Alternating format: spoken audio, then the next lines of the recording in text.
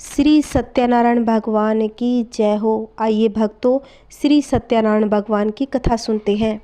एक समय की बात है, नैमिषारण्य तीर्थ में शौनक आदि 88,000 ऋषि मुनियों ने श्री सूत जी से पूछा कि हे प्रभु, इस कलयुग में वेद विद्या रहित मनुष्यों को प्रभु भक्ति किस प्रकार मिल सकती है तथा उनका उद्धार कैसे होगा। हे मुनि श्रेष्ठ, कोई ऐसा तप बताइए जिसके करने से थोड़े समय में ही पुण्य मिले और मनवांछित फल भी मिल जाए। इस प्रकार की कथा सुनने की हम इच्छा रखते हैं। सर्वशास्त्रों के ज्ञाता सूत जी बोले, हे वैष्णवों में पूज्य, आप सभी ने प्राणियों के हित की बात पूछी है, इसीलिए मैं एक ऐसे श्रेष्ठ व्रत को आप लोगों को बताऊंगा जिसे नारद जी ने लक्ष्मी नारायण जी से पूछा था और लक्ष्मीपति ने मुनि श्रेष्ठ नारद जी से कहा था। आप सब इसे ध्यान से सुनिए। एक समय की बात है, योगी राज नारद जी दूसरों के हित की इच्छा के लिए अनेकों लोकों में घूमते हुए मृत्युलोक में आ पहुँचे। यहाँ उन्होंने अनेक योनियों में जन्मे प्राय सभी मनुष्यों को अपने कर्मों द्वारा अनेकों दुखों से पीड़ित देखा। उनका दुख देखकर नारद जी दुखी हो गए और नारद जी सोचने लगे कि ऐसा क्या यत्न किया जाए जिसके करने से निश्चित रूप से मानव के दुखों का अंत हो जाए। इसी विचार पर मनन करते हुए विष्णु लोक में आ गए। वहां पर देवों के देव भगवान नारायण की स्तुति करने लगे, जिनके हाथों में शंख चक्र गदा और पद्म थे, गले में वरमाला पहने हुए थे। स्तुति करते हुए नारद जी बोले, हे भगवान, आप अत्यंत शक्ति से संपन्न है, मन तथा वाणी भी आपको नहीं पा सकती। आपका आदि मध्य तथा अंत नहीं है। निर्गुण स्वरूप सृष्टि के कारण भक्तों के दुख को दूर करने वाले आपको मैं नमस्कार करता हूँ। नारद जी की स्तुति सुनकर भगवान विष्णु बोले, हे मुनि श्रेष्ठ, आपके मन में क्या बात है? आप किस काम के लिए यहाँ पधारे हैं, उसे आप निसंकोच कहो। इस पर नारद जी बोले कि हे मृत्युलोक में अनेक योनियों में जन्मे मनुष्य अपने कर्मों के द्वारा अनेक दुखों में दुखी रहते हैं। हे नाथ, आप मुझ पर दया रखते हैं तो बताइए कि वो मनुष्य थोड़े प्रयास से ही अपने दुखों से छुटकारा कैसे पा सकते हैं। श्री हरि बोले, हे नारद, मनुष्य की भलाई के लिए तुमने बहुत ही अच्छी बात पूछी है। जिसके करने से मनुष्य मोह से छूट जाता है, वह बात मैं आपको कहता हूँ, सो सुनो। स्वर्ग लोक व मृत्यु लोक दोनों में एक दुर्लभ उत्तम व्रत है जो पुण्य देने वाला है। आज प्रेमवश होकर मैं उसे तुमसे कहता हूँ। श्री सत्यनारायण भगवान का यह व्रत अच्छी तरह विधि पूर्वक करके मनुष्य तुरंत ही यहाँ सुख भोग कर मरने पर मोक्ष को पाता है। श्री हरि के वचन सुनकर नारद जी बोले कि उस व्रत का फल क्या है और उसका विधान क्या है, यह व्रत किसने किया था, इस व्रत को किस दिन करना चाहिए, सभी कुछ मुझे विस्तार पूर्वक बताइए। नारद जी की बात सुनकर श्री हरि कहने लगे, दुख व शोक को दूर करने वाला यह व्रत सभी स्थानों पर विजय दिलाने वाला है। मानव को भक्ति व श्रद्धा के साथ शाम को श्री सत्यनारायण की पूजा धर्म परायण होकर ब्राह्मणों व बंधुओं के साथ करनी चाहिए। भक्ति भाव से ही नैवेद्य केले का फल, घी, दूध और गेहूं का आटा सवाया ले। गेहूं के स्थान पर साठी का आटा, शक्कर तथा गुड़ लेकर वह सभी भक्षण योग पदार्थों को मिलाकर भगवान का भोग लगाएं। ब्राह्मणों सहित बंधु बांधवों को भी भोजन कराएं। उसके बाद स्वयं भोजन करें। भजन कीर्तन के साथ भगवान की भक्ति में लीन हो जाएं। इस तरह से सत्यनारायण भगवान का यह व्रत करने पर मनुष्य की सारी इच्छाएं निश्चित रूप से पूरी हो जाती है। इस कली काल अर्थात कलयुग में मृत्यु लोक में मोक्ष का यही एक सरल उपाय बताया गया है। सूत जी बोले, हे ऋषियों, जिसने पहले समय में इस व्रत को किया था उसका इतिहास कहता हूँ, ध्यान से सुनो। सुंदर काशीपुरी नगरी में एक अत्यंत निर्धन ब्राह्मण रहता था। भूख प्यास से परेशान वह धरती पर घूमता रहता था। ब्राह्मणों से प्रेम करने वाले भगवान ने एक दिन ब्राह्मण का वेश धारण कर उसके पास जाकर पूछा, हे वीरप, नित्य दुखी होकर तुम पृथ्वी पर क्यों घूमते हो? दीन ब्राह्मण बोला, मैं निर्धन ब्राह्मण हूँ, भिक्षा के लिए धरती पर घूमता हूँ। हे भगवान, यदि आप इसका कोई उपाय जानते हो तो यह भी बताइए। वृद्ध ब्राह्मण कहने लगा कि सत्यनारायण भगवान मनवांछित फल को देने वाले हैं, इसलिए तुम उनका पूजन करो। इसे करने से मनुष्य सभी दुखों से मुक्त हो जाता है। बूढ़ा ब्राह्मण बनकर आए भगवान सत्यनारायण उस निर्धन ब्राह्मण को व्रत का सारा विधान बताकर अंतर्ध्यान हो गए। ब्राह्मण मन ही मन सोचने लगे कि जिस व्रत को वृद्ध ब्राह्मण करने को कहा गया था मैं उसे जरूर करूँगा। यह निश्चय करने के बाद उसे रात में नींद नहीं आई। वह सवेरे उठकर सत्यनारायण भगवान के व्रत का निश्चय कर भिक्षा के लिए चला गया। उस दिन निर्धन ब्राह्मण को भिक्षा में बहुत ही धन मिला, जिससे उसने बंधु बांधवों के साथ मिलकर श्री सत्यनारायण भगवान का व्रत संपन्न किया। भगवान सत्यनारायण का व्रत संपन्न करने के बाद वह निर्धन ब्राह्मण सभी दुखों से छूट गया और अनेक प्रकार की संपत्तियों से युक्त हो गया। उसी समय से यह ब्राह्मण हर महीने इस व्रत को करने लगा। इस तरह से सत्यनारायण भगवान के व्रत को जो मनुष्य करेगा वह सभी प्रकार के पापों से छूटकर मोक्ष को प्राप्त हो जाएगा। जो मनुष्य इस व्रत को करेगा वह भी सभी दुखों से मुक्त हो जाएगा।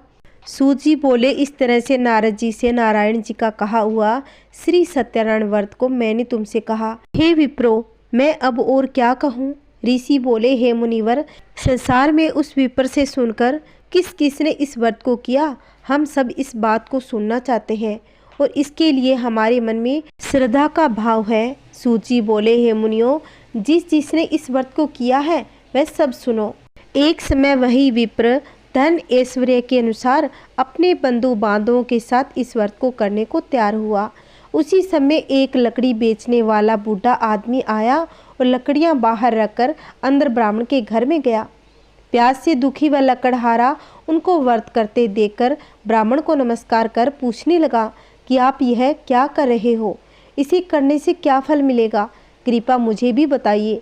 ब्राह्मण ने कहा, हम सब मनोकामनाओं को पूरा करने वाला श्री सत्यनारायण भगवान का व्रत करते हैं। इनकी कृपा से ही मेरे घर में धन और धान्य आदि की वृद्धि हुई है।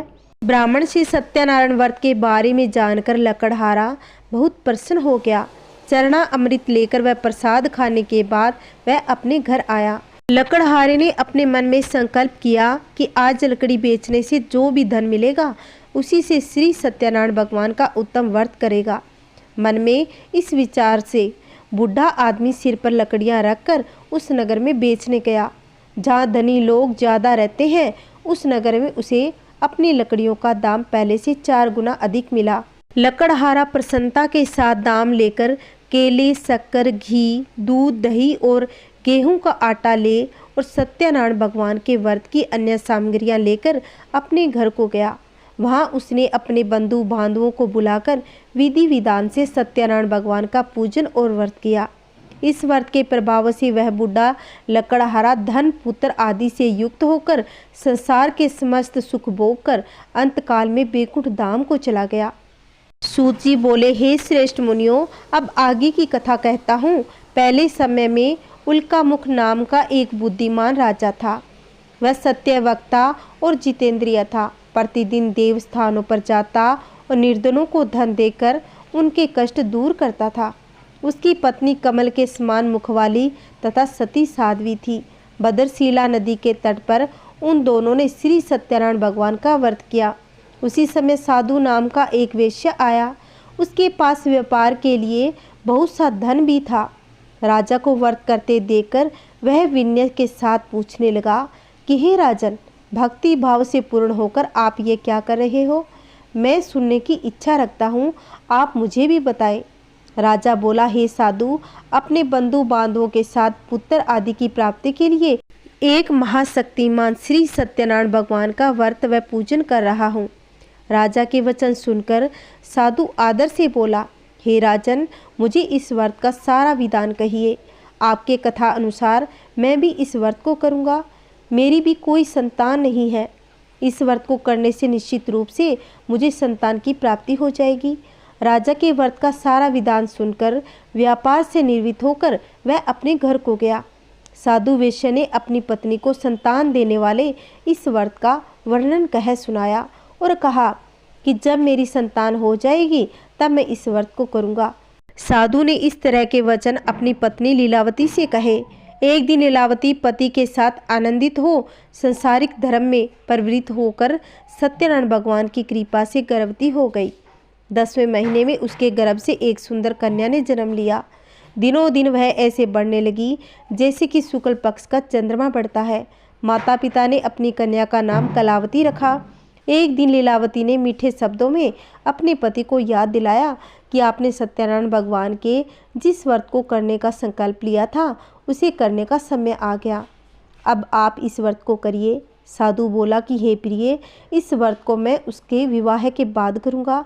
इस प्रकार अपनी पत्नी को आश्वासन देकर वह नगर को चला गया। लीलावती पिता के घर में रहकर दिनों दिन बढ़ने लगी। साधु ने एक बार नगर में अपनी कन्या को सखियों के साथ देखा तो तुरंत ही दूत को बुलाया और कहा कि मेरी कन्या के योग्य वर देख कर लाओ।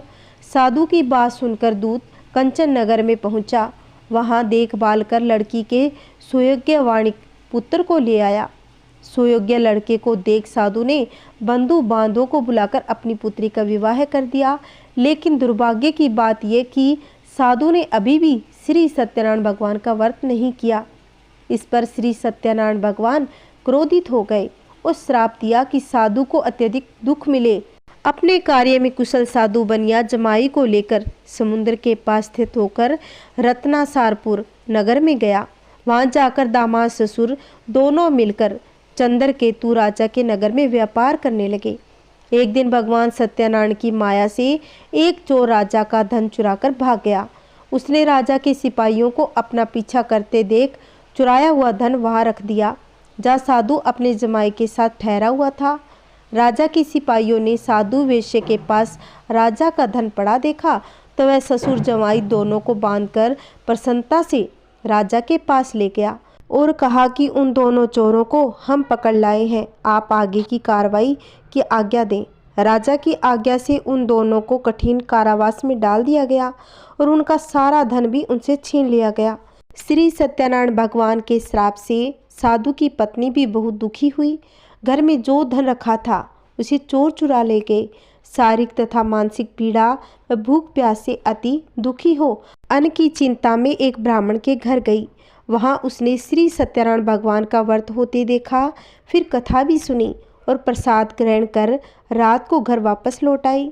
माता के कलावती से पूछा कि हे पुत्री, अब तक तुम कहाँ थी, तेरे मन में क्या है? कलावती ने अपनी माता से कहा, हे माता, मैंने एक ब्राह्मण के घर में श्री सत्यनारायण भगवान का व्रत देखा। कन्या के वचन सुनकर लीलावती भगवान के पूजन की तैयारी करने लगी। लीलावती ने परिवार बंधुओं सहित भगवान श्री सत्यनारायण भगवान का पूजन किया और उनसे वर मांगा कि मेरे पति तथा जमाई शीघ्र घर आ जाए और साथ ही यह भी प्रार्थना की हम सबका अपराध क्षमा करें। श्री सत्यनारायण भगवान इस वर से संतुष्ट हो गए और राजा चंद्रकेतु को सपने में दर्शन देकर कहा कि हे राजन, तुम दोनों वेश्यों को छोड़ दो और तुमने उनका जो धन लिया है उसे वापस कर दो। अगर ऐसा नहीं किया तो मैं तुम्हारा धन, राज्य, संतान सभी नष्ट कर दूंगा। राजा को यह सब कहकर वह अंतर्ध्यान हो गए। प्रातःकाल सभा में राजा ने अपना सपना सुनाया। फिर बोले कि वणिक पुत्रों को कैद से ही मुक्त कर सभा में लाओ। दोनों ने आते ही राजा को प्रणाम किया। राजा मीठी वाणी से बोला, हे महानुभाव, भाग्यवश ऐसा कठिन दुख तुम्हें प्राप्त हुआ है, लेकिन अब तुम्हें कोई भय नहीं। ऐसा कहकर राजा ने उन दोनों को नए वस्त्र आभूषण भी पहनाए और जितना धन उनका लिया था उससे दुगना धन उनको वापस कर दिया। दोनों वेश्य अपने घर को चल दिए। सूत जी बोले, वेश्य ने मंगल आचार कर अपनी यात्रा आरंभ की, अपने नगर की ओर चल दिए। उनके थोड़ी दूर जाने पर एक दंडी वेशधारी श्री सत्यनारायण ने उनसे पूछा, हे साधु, तेरी नाव में क्या है? अभिवाणी वणिक हंसता हुआ बोला, हे दंडी, आप क्यों पूछते हो? क्या धन लेने की इच्छा है? मेरी नाव में तो बेल व पत्ते भरे हुए हैं। वेश्य के कठोर वचन सुनकर भगवान बोले, तुम्हारा वचन सत्य हो। दंडी ऐसे वचन कह वहां से दूर चले गए। कुछ दूर जाकर समुद्र के किनारे बैठ गए। दंडी के जाने के बाद साधु वेश्य ने नित्य क्रिया के बाद नाव को ऊंची उठते देखकर आश्चर्य में पड़ गए। नाव में बेल पत्ते आदि देख वह मूर्छित हो जमीन पर गिर पड़ा। मूर्छा खुलने पर वह अत्यंत शोक में डूब गया। तब उसका दामाद बोला कि आप शोक न मनाएं, यह दंडी का शाप है, इसलिए हमें उनकी शरण में जाना चाहिए, तभी हमारी मनोकामना पूर्ण होगी।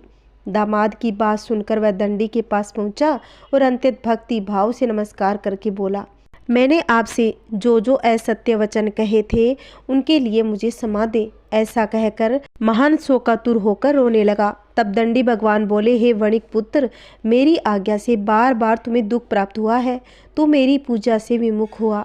साधु बोला, हे भगवान, आपकी माया से ब्रह्मा आदि देवता भी आपके रूप को नहीं जानते, तब मैं अज्ञानी कैसे जान सकता हूँ। आप प्रसन्न होइए, अब मैं सामर्थ्य के अनुसार आपकी पूजा करूँगा।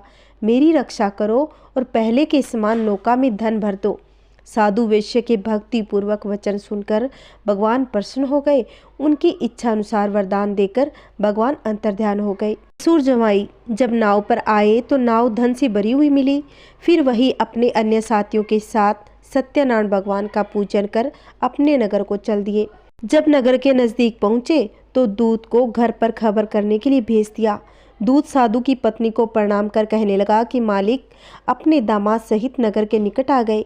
दूत की बात सुनकर साधु की पत्नी लीलावती ने बड़े खुशी के साथ सत्यनारायण भगवान का पूजन कर अपनी पुत्री कलावती से कहा कि मैं अपने पति के दर्शन के लिए जाती हूँ, तो कार्य पूर्ण कर कर शीघ्र ही आ जाना।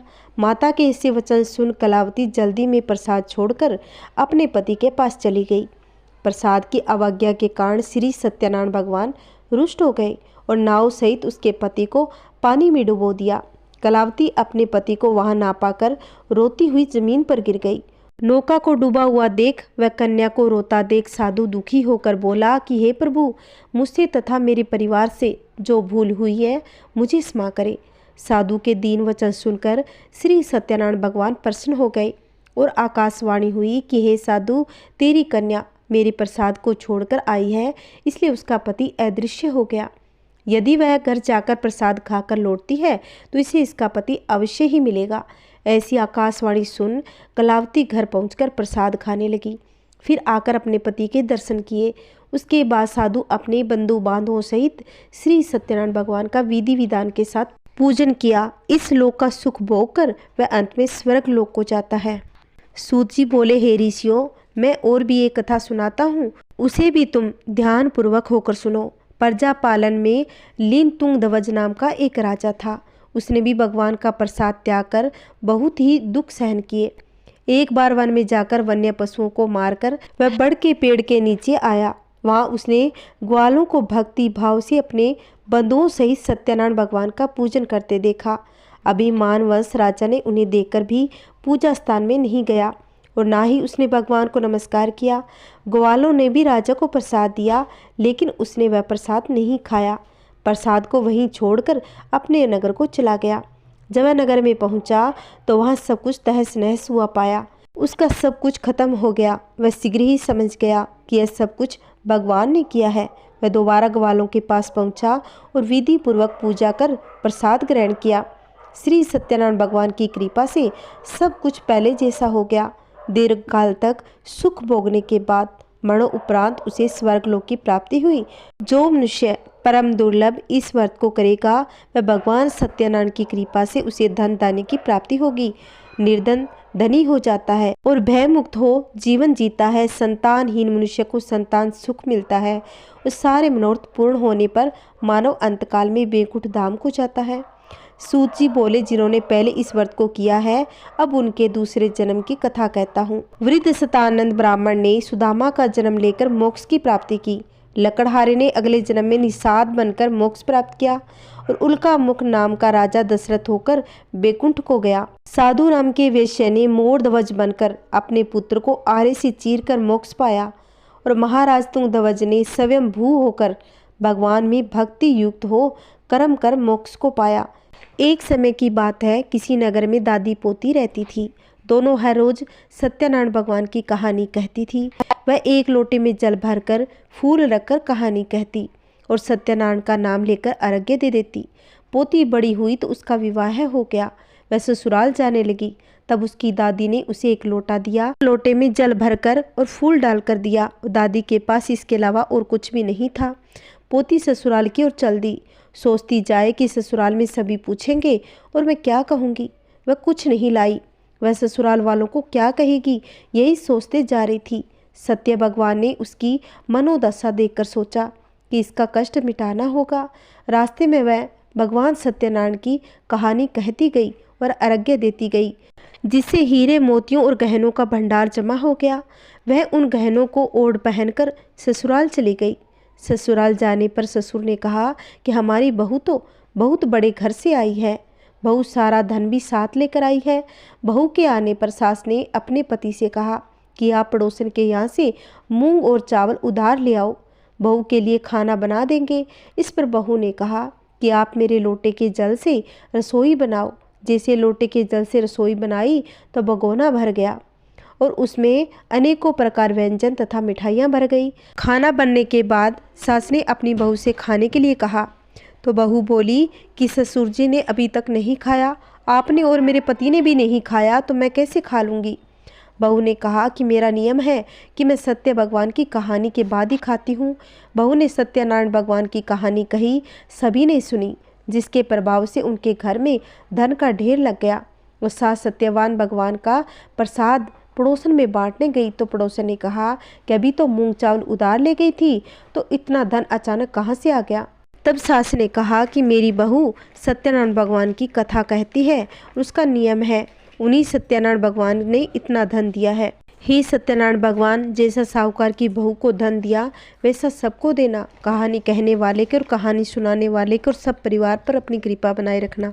आइए अब सत्यनारायण भगवान की आरती रसपान करते हैं। जय लक्ष्मी रमणा स्वामी, जय लक्ष्मी रमणा, सत्यनारायण स्वामी, सत्यनारायण स्वामी, जनपातक हरणा। ओम जय लक्ष्मी रमणा। रतन जड़ित सिंहासन अद्भुत छवि राजे, प्रभु अद्भुत छवि राजे। नारद करत निरांजन घंटावन बाजे। ओम जय लक्ष्मी रमणा। परकट भय कलि कारण द्विज को दर्श दियो, प्रभु द्विज को दर्श दियो। बुड्ढो ब्राह्मण बन कर, बुड्ढो ब्राह्मण बन कर कंचन महल कियो। ओम जय लक्ष्मी रमणा। दुर्बल भील कठोरो जिन पर कृपा करी, प्रभु जिन पर कृपा करी। चंदर चूड़ एक राजा, चंदर चूड़ एक राजा, तिनकी विपत्ति हरी। ओम जय लक्ष्मी रमणा। वैश्य मनोरथ पायो, श्रद्धा तज दिन ही। सो फल भोग्यो प्रभु जी, सो फल भोग्यो प्रभु जी, फिर स्तुति किनी। ओम जय लक्ष्मी रमणा।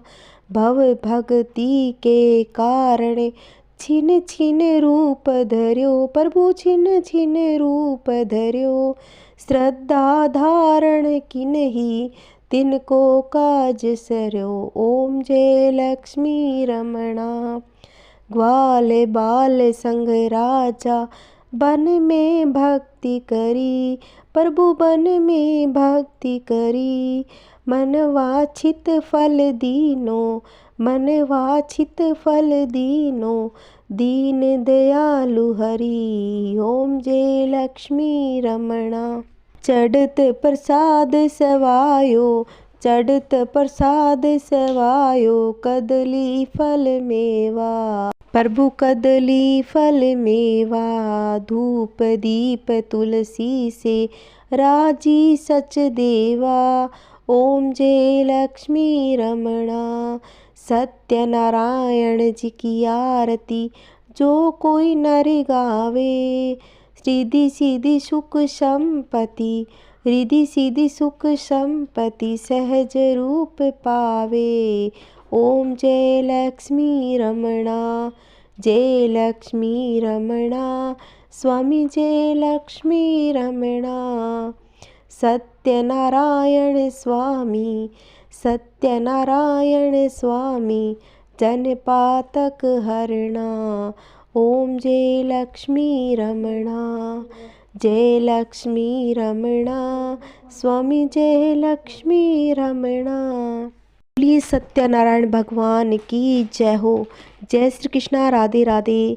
मेरे सभी प्यारे भक्तों, आपको मेरी कथा कैसी लगी?